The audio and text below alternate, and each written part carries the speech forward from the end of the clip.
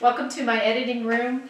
I do a lot of video work, so I have quite a bit of equipment set up. You won't need all of this equipment.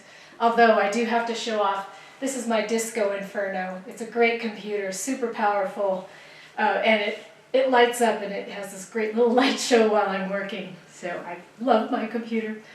So let's talk a little bit about how to edit. I'm going to show you editing in iMovie and in Premiere. For iMovie, we're going to look at the iPad, and then we're going to take a look at the iPhone really quickly. And just so you know, MacBook also has iMovie in it, and I'm going to kind of very quickly take you through the three products of iMovie that are offered. That way you can see how in the MacBook Pro it's much more powerful than it is in the phone and in the iPad. And then Premiere it's an Adobe product, and right now it's a Creative Cloud product, so you have to pay a monthly fee, and then you get the whole Creative Suite that you can use. If you don't have access to that, don't worry. There are lots of editing programs out there that will get you where you need to be for your film. Okay, let's get started and we'll dive right in. On the iPhone, iMovie is identified with a little white star and a purple background square. I'm going to click on that, and it's going to open up a project menu first. This is a project that I already have. If I want to create a new project, I would hit the plus. It's going to ask me if I want to make a movie or a trailer. Make a movie. The trailer is more of just a fun thing to play around with, but we want to make a movie.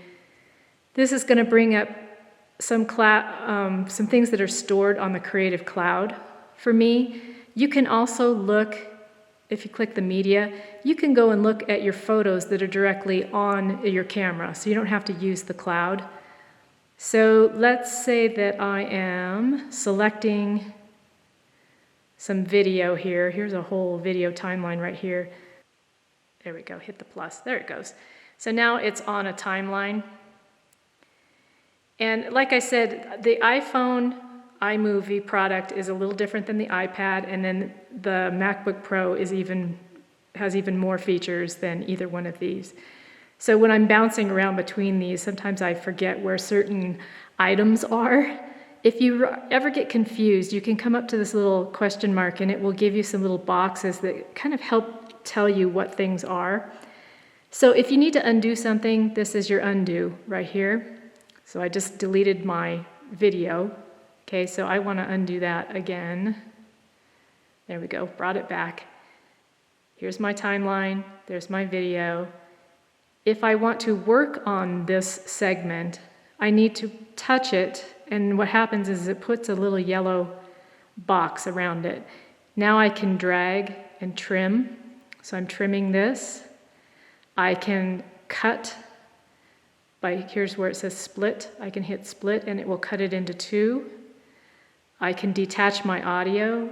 Here's my audio. Maybe I don't like that audio. I want to get rid of it. I can delete the audio. If I want to bring it back, I can hit that and it'll come back. Settings. There are a few project settings. I can put some interesting filters on here. I can add a soundtrack. I can do some fades. I can change some of the sound elements, but it's kind of limited. So you can do your whole movie in here. I don't want that filter on. I'm going to take that off. But you know, if you have access to a MacBook or something that has a little bit more beefy iMovie, then you probably want to pull it into there. Again, you can do all of it in your phone. When you're done with your project, you can export this. So when I'm done, I'm going to hit done.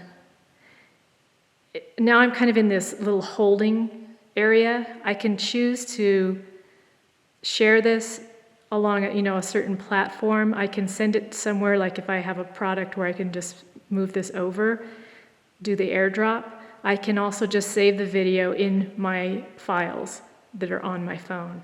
So it has quite a few nice features to it. All right, so let's move out of the iPhone and let's take a look at iMovie in the iPad. This is an iPad Pro. When you click, you should have a project screen that shows maybe some of movies that you're already working on. If you want to make a new movie, just push the plus, select movie. It might bring up this screen which shows your media. So you can click the select and it will select the last thing that you were working on. And then if you want to, let's see, you could deselect this way, or you can manually select things and then click create your movie and it will bring in your footage. So now you have a preview area and you have a timeline. So let's take a look at some of the options that you have here. So if you ever get really confused, if you click on the little question mark up here, you will see some yellow boxes that are going to help you figure out some things. So if I want to trim, if I touch a clip, you're going to notice that it has this yellow box. So now I know that I'm working on that. Now it says I can swipe down to split the clip, go like that. But I'm noticing that some of my options on here are not working the way that they're saying. So let's talk about how you can edit things. I'm going to turn off the yellow boxes. There we go. So let's say I want to split this clip. This is my playhead right here. I want to make sure that I know where my playhead is, and then I'm going to make sure that my actions down here are selected. Now you'll notice I have split, detach audio, duplicate. So if I want to cut this clip in half, I hit the split, it's cut in half. If I need to detach and get rid of audio, I just click that. Now my audio is showing right here, and I can actually take that, hit my delete button, my audio is gone. Let's say I want to record over that. I'm going to turn up the sound just a little bit here. So I'm going to go over here to the microphone. I can see that the microphone is working and it's reading. It's going to count me in. Hi, this is Kendra Fleshman. Welcome to this tutorial. Okay, I can review it. Hi, this is Kendra Fleshman. Welcome to this tutorial.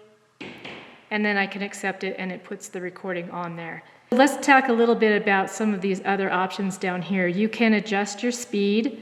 If you want to do a section that's really going super fast, there's a little bunny and then there's a little turtle. So if you pull towards the rabbit, it's going to go faster, and if you pull towards the turtle, it's going to go slower.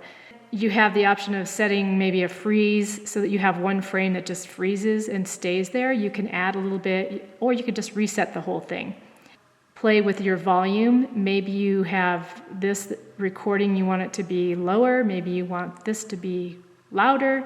So you do have a volume control. There are some titles here.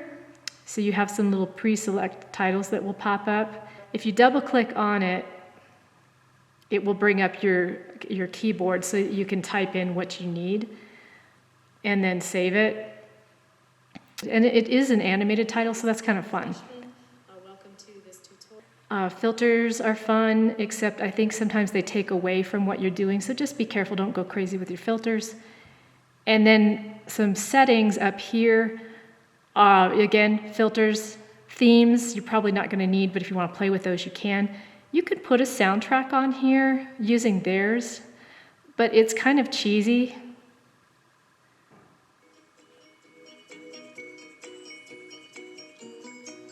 So I know you probably have heard this soundtrack because everybody uses it. If you're wanting to put a soundtrack or something on your video, see if you have a friend who's a musician, or maybe make your own music in GarageBand, and then you don't have to worry about copyright. There are some free sites. Soundbible.com is one, and then there's a couple others that I'll try and list for you, where you can use their stuff as long as you're not doing it for a commercial purpose, like you're not reselling their music. So when you're done, you click done. It's going to take you to this screen here.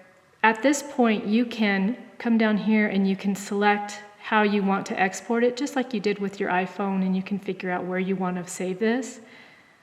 Or if you're not completely ready to share it, just go back to your project file, and this is the movie we were working on here, and it's already saved. So you don't have to hit save. It's already saved in your little project area. All right, let's go take a look at the MacBook Pro. When you open iMovie on a laptop, it's going to bring up a screen. Sometimes it'll just go ahead and launch right into a project that you've already been working on. Sometimes it will open up in the project screen, which looks like this, which was very similar to the iPhone and to the iPad. There's also the theater screen. It may open here, and if you look up above, you'll see where it says Media, Projects, and Theater. The theater are projects that you've already finished and you've stored, and then the project screen is obviously showing you different ones that you could click into if you wanted to continue working on them. So to create a new one, we're just going to click the plus, just like we did on the iPhone and the iPad. I'm going to click on Movie, and then this brings up our workspace. So on our workspace, we have the timeline below, we have a preview screen on the right-hand side, and then we have our media files that we can go and pull from. So if I want to pull in some footage to work on, I can go up and I can import things, or I think it's easier to just pull this over, open up my folder, choose the clips that I'm going to work on, and then drag them right onto the timeline. So now I have everything ready to go. Hello, this is Kendra Fleshman. Welcome to the studio. So that's my intro clip for my paper bead tutorial. Obviously, I left a lot of room at the beginning and I left a lot of room at the end. You'll notice at the end, I reach over and I grab my remote and I'm clicking it off. So what I want to make sure that I do is leave enough time and pause so that when I'm trimming, I can pull this and I can actually just delete that part out. So in the iPad and in the iPhone, you could click on the clip and it would have the yellow banding box. The MacBook is the same. So my laptop iMovie program, I just pull to the side and I can trim it down.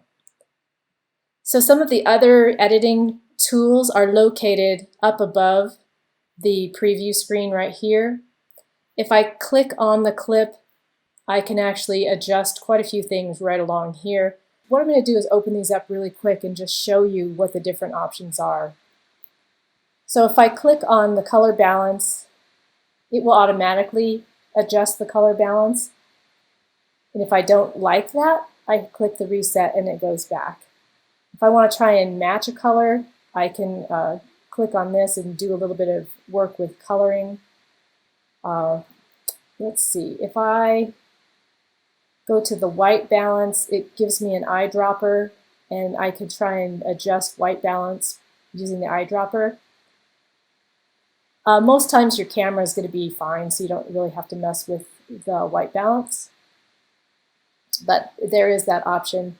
And then skin tone balance, I find this one doesn't work real great. It makes me very red. I don't need to be more red. I'm going to delete those and reset it all. Now this is the section where I might use this part, where I'm trying to color correct, or I'm trying to correct a little bit of the gamma curve. Maybe it's a little underexposed and I want to push my exposure, or I want to increase my contrast. Maybe it's looking a little bit too saturated, so I might want to pull it down and desaturate, or maybe I want to push my colors and saturate it. And also I can kind of put a cool filter on here, or I can warm it up just by sliding this bar right here. So the color correction, I might use that. Cropping is probably going to come into play if you're using a lot of photos. You may have a photo that doesn't fill, and so you want to click on it and then pull it to fill the screen. Problem is your resolution might get kind of wonky, so be careful with that. Ken Burns is an effect that iMovie used to put Ken Burns on there automatically. I don't know if it still does. It usually applies to photos, and it's where your photo kind of magically floats around and moves. And it does add some dynamic elements to a slideshow, but it can also be kind of annoying. So if that's happening and you don't want it to happen, go into the Ken Burns effect and mess with that. Either click it off or change it. All right, so you do have some cropping that you can mess with. You can also tilt it a little bit. This has to do with shakiness. If you have a tripod, you might have to worry about that. Rolling shutter is a flicker problem. You shouldn't have a flicker problem either, but if you do, you might be able to fix it here. And then let's talk about volume levels. So definitely know that your speaker up here is going to help you adjust your volume. Right here, you'll notice you have a dragging bar that you can increase the volume or you can decrease, or if you just want to type in the number, you can do that too. Okay, now if you are over here and you want to try and move your volume, you can pull this little bar up and down, and you'll notice that there's a little circle too. If you want to fade in and fade out, if you pull on that circle, it will actually fade in and fade out, which is pretty nice. All right, so that's messing with the volume that's on your clip. I'm going to open up my tutorial songs. I'm going to grab some music and pull it down here. So now I have music. All right, so let's take a look at this soundtrack. Right now it's going to be really loud.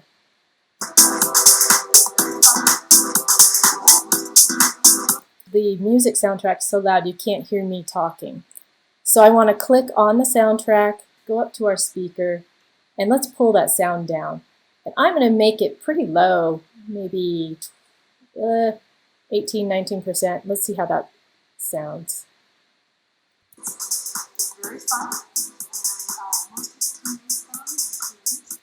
So it's still a little loud. I would probably pull that down even more. Again, when these little circles pop up, you can drag those and you'll see that this will now fade out at the end of the clip. All right, so we've got our paper, we've got our skewers, scissors. Okay, so that music file is slowly fading out, and then I can fade into the next soundtrack. So that's how to edit your sound. Background noise.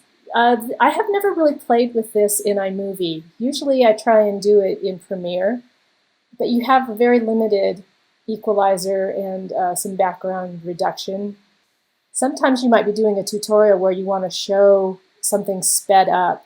So this is your speed for your film. You can either control it here, or you can come down to, let's see, let's do this one. You can click on it, right-click on your trackpad, go down to Show Speed Editor. Click on that, and then that allows you, you'll see there's a circle here at the top. This is different than the circles down here. This is your audio. The circle at the top is just like on the iPad and the iPhone. If you drag it this way to the left, you'll notice the bunny pops up. And that's meaning it's going to go really fast. So I'm going to do that. I'm going to drag it this way, and let's play that.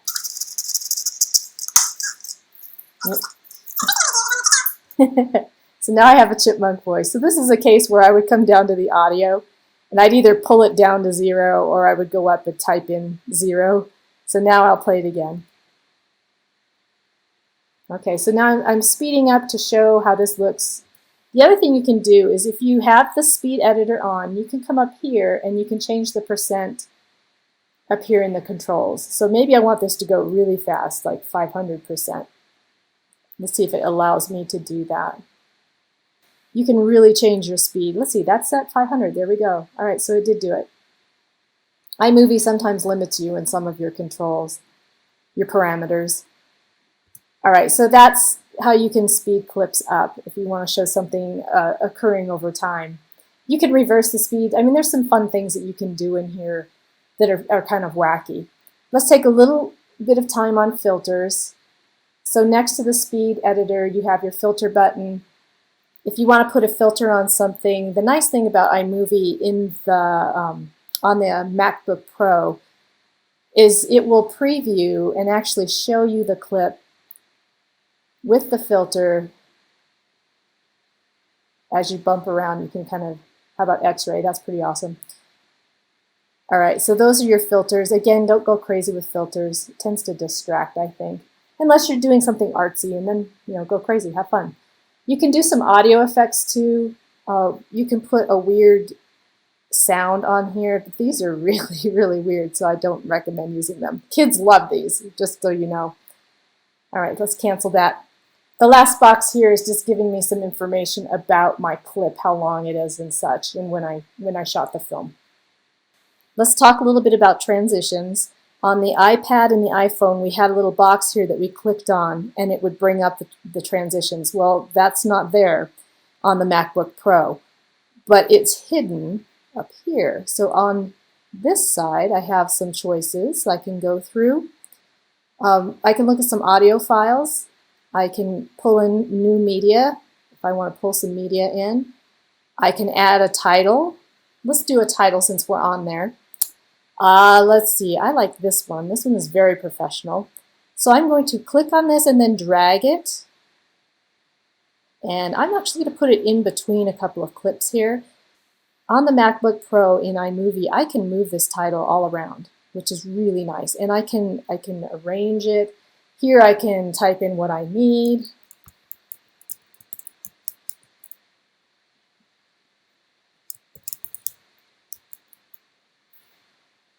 All right. So the title is animated automatically. I don't have to mess with anything. It has a time span to it of 4 seconds. I believe I can change that. So to change the speed of it, you just pull on the side and drag it, and then it shows you how many seconds it's adjusting. Now maybe I don't want this to appear over the top of my video. Maybe I want it to be at the beginning. I just pull it over here, slide it down onto the timeline. Now it appears at the beginning. If I want to put a transition in between, then I want to click over here on transitions, and then I have many more choices than I had on the iPad or the iPhone. So let's do the cube. I want to put it in between these two. So I'm playing. So it slides me like I'm on a cube. That's pretty awesome.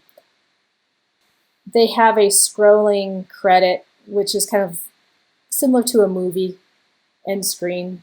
The credits will appear and slide up. So if I wanted to do art, CAD, oops, line, shape, color. I do suggest using some text if you can. I think it just breaks up your tutorial. It makes it more interesting. And then that scrolls in. So the scrolling credits is kind of nice at the end.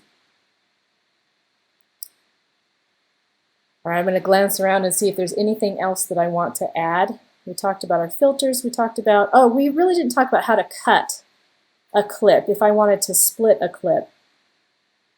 So the playhead is this little bar that slides back and forth. It kind of scrubs back and forth through the footage. If I click it, go down here and then right click, I can split my clip right here. So now I've split the clip into, I can cut this, I can select it and delete it if I don't like that. Again, it's not gone. I can get it back by just going back to that clip and pulling on it. That's nice. And then some of the other options over here are to completely cut it, delete it, copy it, add a freeze frame. Maybe I want one section to hold and hold that frame for a while. I can detach my audio. Okay, so now I've pulled the audio from the blue down into the green section here where I can edit. Maybe I don't want that audio at all. Maybe that was the chipmunk voice that I want to get rid of.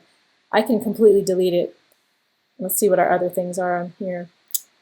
The showing the speed editor, we talked about that. And then adding a cross dissolve, you can automatically add that in if you need to. All right. We didn't talk about how to add a voiceover.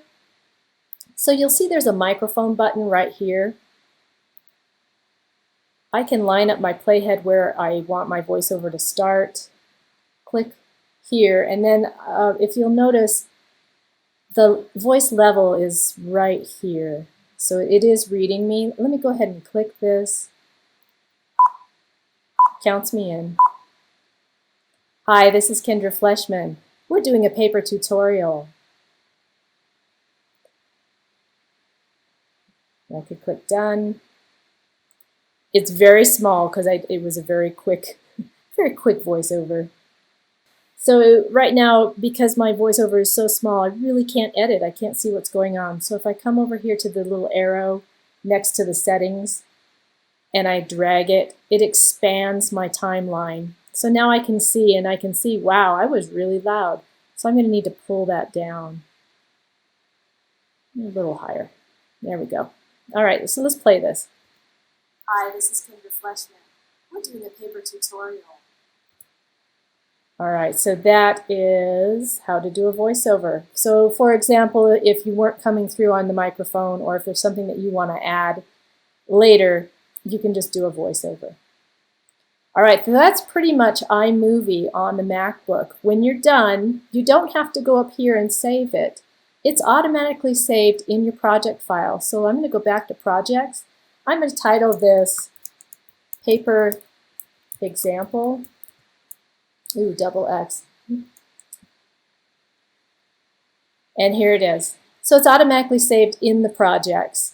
If I'm completely finished, I have this little circle with 3 dots. If I click on that, I have some options. I want to share this project. I could send it directly to YouTube, to Facebook, to Vimeo, or I can create a file. I'm going to put it on the theater first.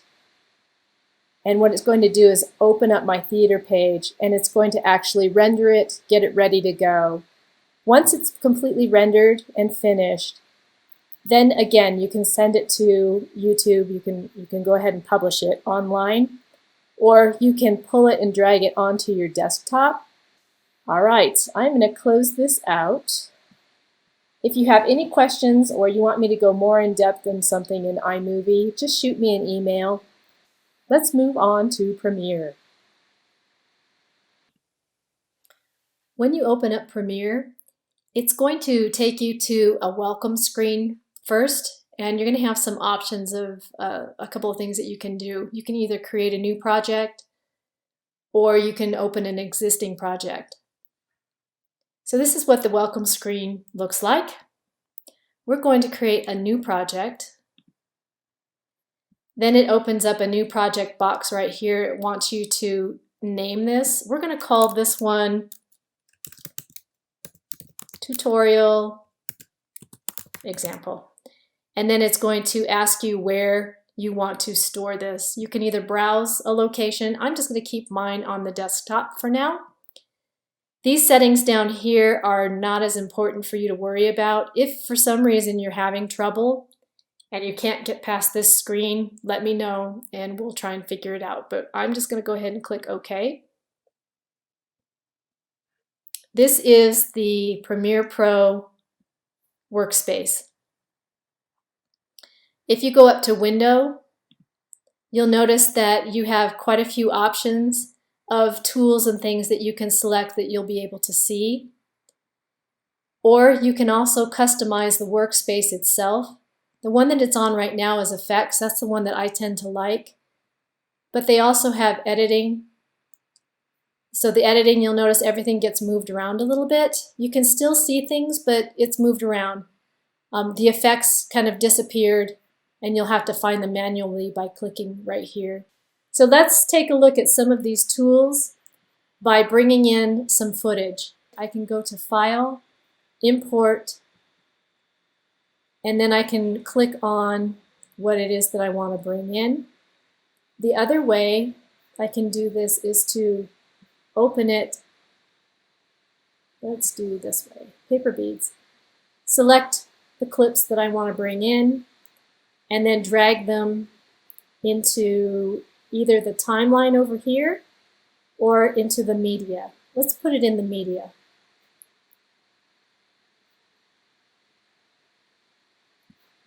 So now I have those 3 clips in my media.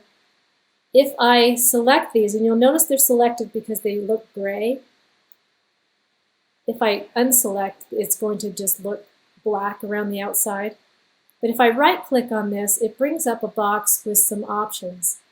I'm going to go ahead and create a new sequence from clip, and it's going to pull those 3 clips in. The nice thing about doing it this way is it will make my sequence match the clip exactly. All right, so let's bring in another file. Let's bring in a song file. So I can either, again, I can drop this into the media, or I can drop it directly onto the timeline. Let's drop this one right onto the timeline. So your sound files go below your video files, and your music will be, or whatever you import that's not attached to your video, will be in green. So let's say that I want to select this clip here, and I want this sound file to go away. I'm going to need to unlink these two. So if I right-click with my mouse or with my trackpad, again, this box with all these options comes up. I need to unlink. Now my video file is independent of the sound file, and I can delete that sound file. All right, so I'm going to bring that one back. My music file is really loud.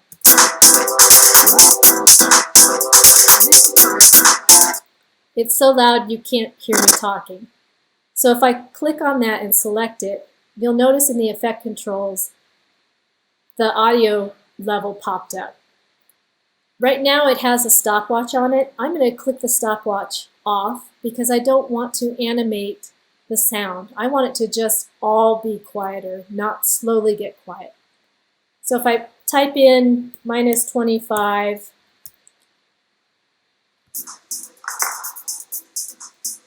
In this tutorial, we're going to learn how to make some really simple paper beads. okay, so now I can hear myself and the music is much quieter. Let's talk about how to edit the clips. Just like in iMovie, if you click on the box, it lights up, it's white, it's not yellow, but you can drag and you can trim by dragging. You can also use the razor blade, which is right here, the razor tool, by clicking on it, or by using the quick command of the letter C on your keyboard will also bring up the razor tool. So you just put it over where you want to make a cut, press, and then you've cut it.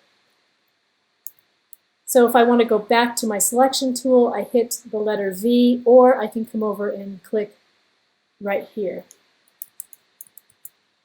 Over in the effect panel on this side, which is the right side, there are quite a few things I can do to adjust my color. So I could change the brightness and contrast, I can change the color balance, I can tint. If I wanted to tint something, you'll notice it went to black and white, but then if I come over to the effect control, which is on the left side, I could change that white to a yellowish color, kind of a sepia tone I've got going there. I could also change the amount that happens. So it's pretty powerful. If you don't like this tint and you want to reset it, that's what this little back arrow is. If you don't want to have the effect on there at all, you can just click the effect and delete it. So now I'm back to my normal video clip. All right, so let's see if there's anything else that I want to do. I probably need to add some titles. To do that, I have the text tool down here. And I can put my little text box, type in some words. If I want to edit that, I like to bring up the graphics so that over here I have all of my tools for editing this. I can select it, change my font. You can change the size, italics. You can even fill with a different color. So this is much more powerful than iMovie because before you couldn't even move the box around. You can even animate your text a little bit. All right, so that's my text. You'll notice on my timeline, the text appears as a little pink box. This is nice because I can move it and place it wherever I want to. And if I want to have it in front of the whole grouping, I'm going to select everything, slide it over a little bit, take my box that has my text, oops, got to unselect everything, and then I can move it right at the front of my piece, and then it comes up first. If I want to do some transitions, those are located, go back to my effects panel, those are located underneath the video transition folder. Let's put a dissolve on front of the paper bead title, and then let's cross dissolve in between these two. So I'm pulling that down and putting it in between. So paper beads, cups up, and then it should fade into my first clip. So these are your dissolves. These are your slides. You have a lot of power in your transitions as well. If you go to audio effects, audio transitions, you have three choices. You can make things fade in, fade out by using your crossfades. When you're ready to export, you want to go to File, Export Media, or you can do Command M. This brings up another export setting box. Again, you can set some of the quality controls here. Right now, it's in a H.264 format, and it's matching the source. So if I go down here to the bottom, the estimated file size is 248 meg. That's pretty normal. Your video is going to be high. It's going to be a very large file. Your other choices are, exporting it as a QuickTime, which is usually a little bit bigger file size. You could also figure out if you want to do a JPEG. Don't click JPEG and export though, or it'll export everything as a JPEG. You have to come along over here and you have to really slide this guy, and select just a section, or else you'll have thousands of photos. So just be careful what you're clicking there. You can also decide where you're going to put it by clicking on the output name, and this asks you where and what you're going to title it. You can queue this up so that it's waiting in a line, or you can export it right away. Again, if you have any questions, let me know. That is it. Let the questions begin.